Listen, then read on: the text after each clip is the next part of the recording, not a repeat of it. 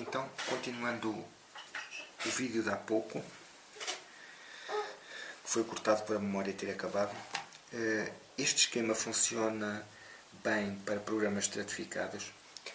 O problema dele é quando nós temos loops. E esse problema reflete-se da seguinte maneira. Está aqui um exemplo de uma aplicação deste processo ao programa que aqui está à esquerda. É este que aqui está. E o que nós temos aqui é, temos, por exemplo, se olharmos para este loop e para este, nós temos para podermos decidir sobre a suspeição de A, nós precisamos de saber sobre a suspeição de B. Para sabermos sobre a suspeição de B, nós precisamos de saber sobre a suspeição de B1 e de B2. Mas, por outro lado, para sabermos a suspeição de B1, precisamos da suspeição de A. Ou seja, o esquema de suspeições, como era expectável, ele também entra em loop. E há dois aspectos aqui que são importantes e que me levaram a abandonar este caminho, que são, não é claro para mim que tipo de abduções eu devo fazer para poder decidir que suspeições tenho, primeiro. Segundo, uma situação deste tipo já me apareceu quando eu estava a tratar da transformação Zorro, aqui há um ano e tal. E, embora eu esteja nesta altura melhor preparado para tentar atacar este assunto, acontece que não tenho tempo para poder comprar esta guerra com os loops. E esta abordagem é muito apelativa, porque ela de facto representa uma colagem completa à sintaxe, e essa era a intenção da minha tese desde do capítulo 1. Começa logo por falar de estrutura, não é por acaso isso. Todas as provas do capítulo 2, do capítulo 1, do capítulo 2 e do capítulo 3 são provas construtivas estruturais. Só que este capítulo 4, para eu poder fazer alguma coisa com ele, alguma coisa que se veja e que tenha sentido, não tenho outra alternativa neste momento senão abandonar esta proposta e, portanto, sem mais delongas, passo já a explicar em que consiste o processo, a minha proposta para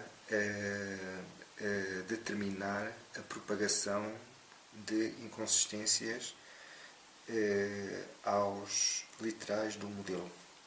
O que este processo nos vai dizer é como é que as inconsistências se propagam bottom-up. Ou seja, eu tenho, por exemplo, uma constante de integridade que me aparece violada, uma restrição de integridade, integrity constraint, que me aparece violada em algum modelo.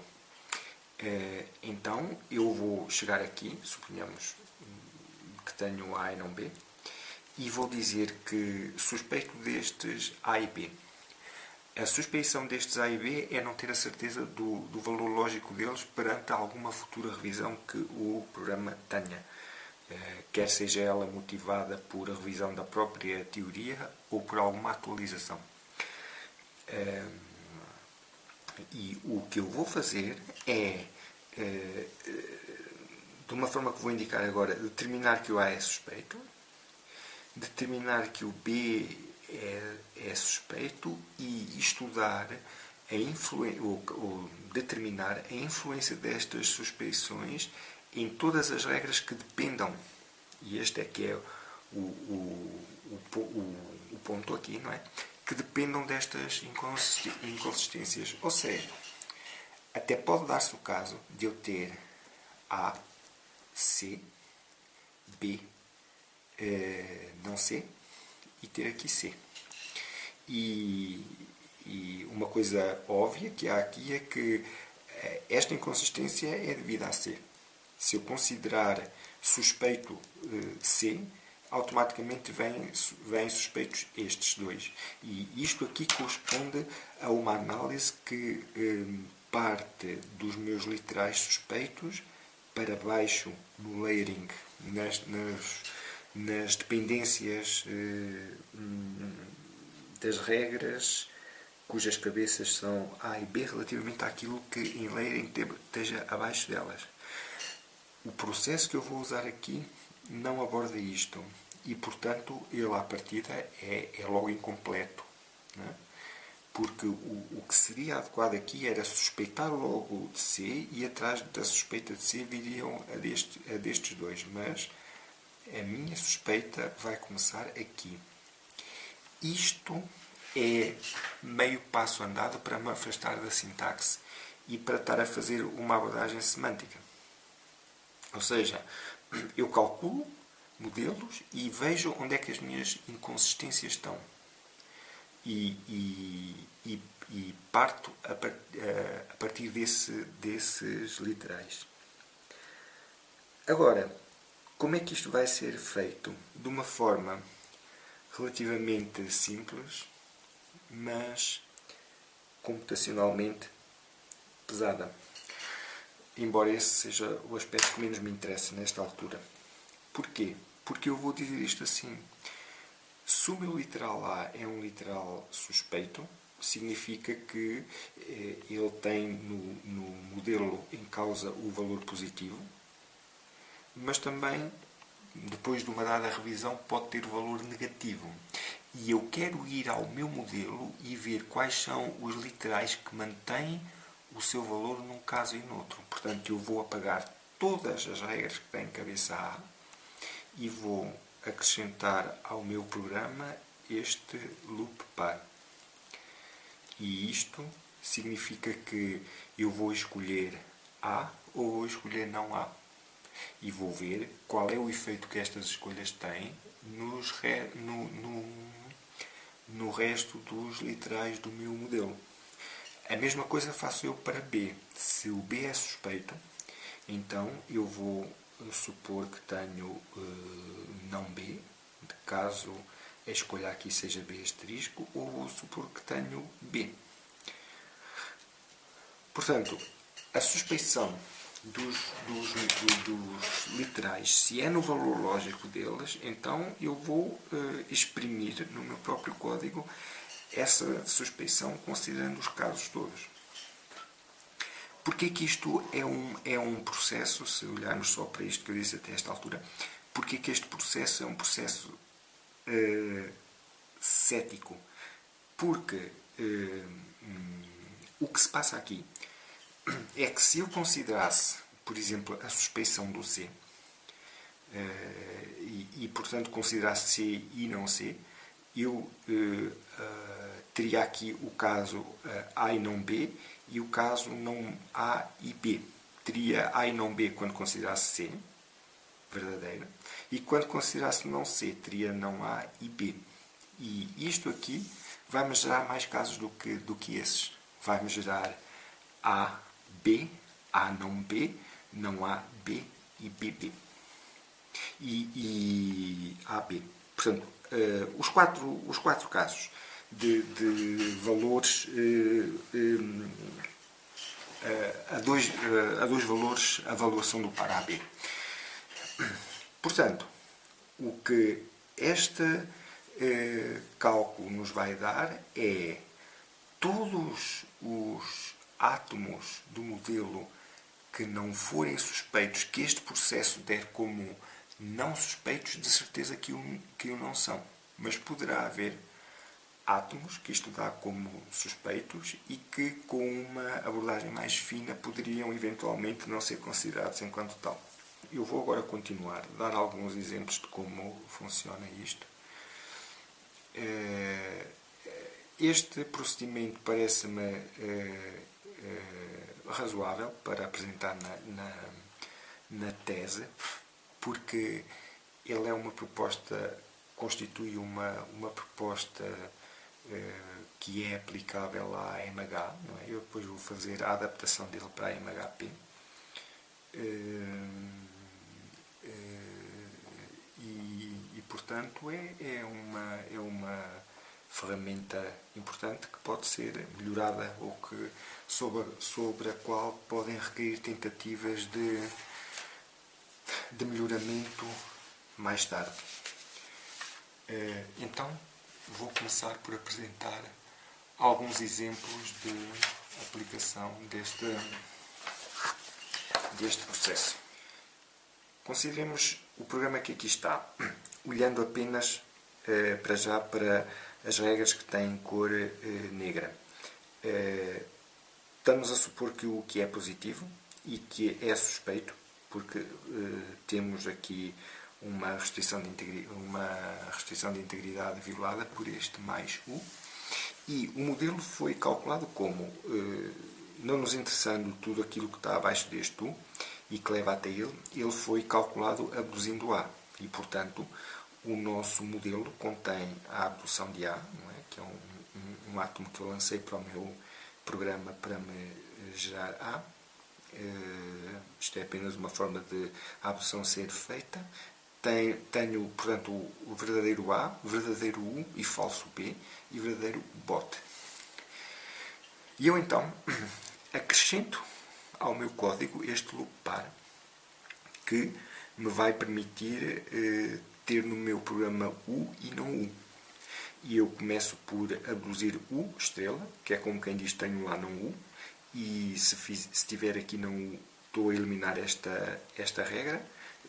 Tenho o B negativo e tenho positivo o A, que é aquilo que está indicado aqui. A outra hipótese é abduzir U, portanto ter não U, estrela. Se isto for positivo, eu fico com um loop. Tenho que ter sempre guardadas as abduções que usei para calcular o modelo M, porque vou poder usá-la agora para resolver este loop e o resultado é A e não B.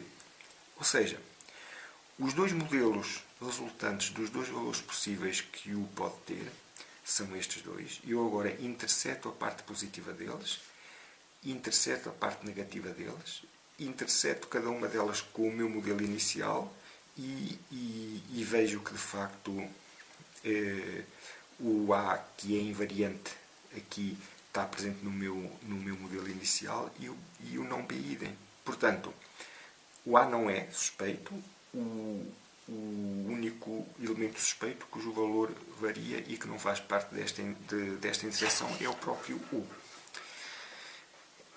É natural considerar que o A e o B não são suspeitos. Porquê? Porque se nós olhássemos só para estas duas regras aqui, se o U for verdadeiro e se eu abduzir A, não é? O A faz parte do meu modelo e o não B idem, e se o U for falso, eu fico só com esta regra aqui em cima e novamente tenho o A verdadeiro e o B falso. Consideremos agora o mesmo exemplo, só que eu vou resolvê-lo abduzindo B. Ou seja, tenho este código com cor preta, estou a considerar o positivo, não é? Novamente suspeito. E o modelo que obtenho aqui abduzindo B fico com B e não A, não é? Abduzo B, fico com B, U não A e fico com U bot. E então tenho como suspeito literal U. Acrescento então ao programa este loop par. Se abduzir U, fico com não U estrela.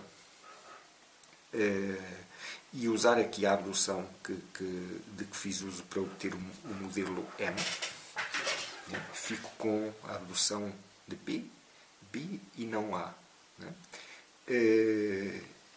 E é muito importante notar aqui que eu, quando tenho U positivo, quando posso resolver algum loop, eu devo resolvê-lo sempre com as abduções que o meu modelo tem. Não é? Só o resolvo com outras se não puder resolvê-lo com esta. Uma vez podendo resolvê-lo com esta, as abduções ficam arrumadas. Portanto, eu aqui não vou considerar abduzir A. Ou seja, desvio-me do meu modelo original tão pouco quanto possa neste aspecto. Se abduzir aqui o estrela, fico com não U. Ficando negativo U, elimina esta regra. Fica positivo A, negativo B. E, portanto, eu aqui vejo que os valores de B e de A mudam com U. E, portanto, a interseção dos valores positivos dos modelos dá-me vazia, a dos negativos dá-me vazia e, portanto, esta interseção com o meu modelo vai dar vazia e os átomos vêm suspeitos todos. E podemos, olhando para estas regras aqui, ver que isso é razoável, porque se eu eliminar esta regra, o B aparece-me sempre falso. Portanto, fica apenas esta em cima. O B aparece-me falso e o A aparece verdadeiro. Não é? Eu estou a supor que não tenho mais nenhuma regras com A e B abaixo desta regra U. Eu costumo escrever os programas sem setas com um ponto porque é muito mais rápido tudo. Não é? Aos milhares de regras que escrevi já devo levar algumas horas poupadas só de não pôr setas. Bem, mas o que temos aqui é isto. O U vem calculado negativo. De baixo é suspeito por causa desta IC. Ao ser negativo elimina-me esta regra, portanto eu tenho não U, não B e A. E tenho o bote que falta aqui.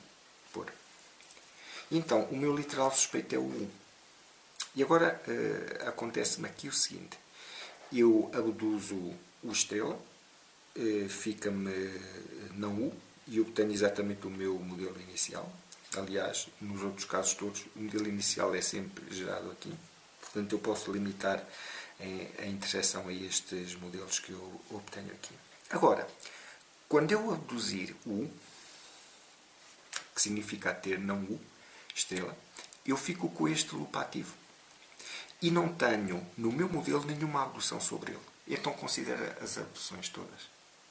Ou seja, se o valor que eu aqui tiver for U, eu não tenho nada a certeza que posso obter o modelo o A verdadeiro, porque ou posso abduzir A, e portanto fico com não B, ou posso abduzir B e fico com não A.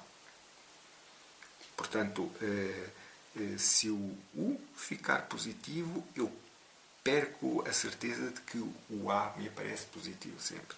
E, portanto, fazendo a interseção disto, vou ter nulidade e, portanto, os literais são suspeitos todos, por causa da suspeição de U.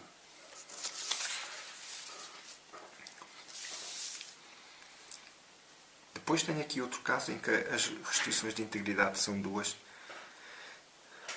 e em que, primeiramente, tenho modelo, não tenho regras com cabeça A, portanto, automaticamente tenho não A. E tenho não B e não C e tenho D. E é violada esta integrity constraint. E, portanto, está nela o não A. Eu duvido deste valor não A, somo, acrescento ao programa que tenho estas regras, sendo que quando este acrescento é feito, todas as regras com cabeça A são limpas. Neste caso não há necessidade de limpar nenhuma porque não existe. Então agora considero que abduzi A, portanto vou ter não A estrela, e ao abduzir A tenho B, C e não D. E por ter AB tenho este bote 2. E ao abduzir A estrela tenho não A e tenho D, não B, não C e bote 1, que é o meu modelo original. Agora, eu não disse isto nos outros casos, poderia tê-lo dito. Eu, como me aparece aqui bote 1, podia pensar, bom, deixa-me então acrescentar ao meu código os suspeitos de bote 1. Só que esta indicação de estrelas diz-me que o caso do suspeito do bote 1 já está a ser tratado aqui. Portanto, eu não tenho que ir tratar dele novamente. O mesmo não acontece com este 2. Né? Ou seja, eu, quando abduzi a A, eu produzi outra inconsistência aqui. Não é? E, portanto, há literais dependentes desta inconsistência aqui, e eu quero ver então como é que ela se propaga por eles. E eu resolvo como? Acrescentando um loop relativamente ao A, esta estrela aqui dizendo-me que isso já está feito, então resta-me acrescentar um loop relativamente ao B. Portanto, eu pego no meu programa, que neste momento é este, juntamente com este, elimino todas as regras com cabeça. Portanto, eu aqui vou ter, vou acrescentar ao programa que tenho, acrescento ao programa que tenho, que é este, elimino todas as regras com cabeça B, e o programa que tenho vai ser este, aqui. E então eu agora mantenho os asteriscos que tinha antes, portanto vou ter A, C não D, e abduzir aqui B, e vou ter A, C não D e abduzir aqui B estrela. E os modelos que eu considero agora são estes três aqui. E as interações positivas e negativas neles são vazias, e portanto os átomos são suspeitos todos. Isso era quase imediato de ver aqui. Não é? Porque se o valor de A é suspeito, também é o B, C e D.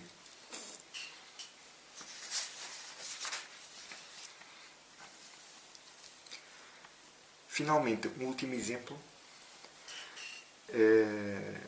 em que eu tenho um programa pequeno, como este que aqui está, cujo modelo é não D, não S e bot.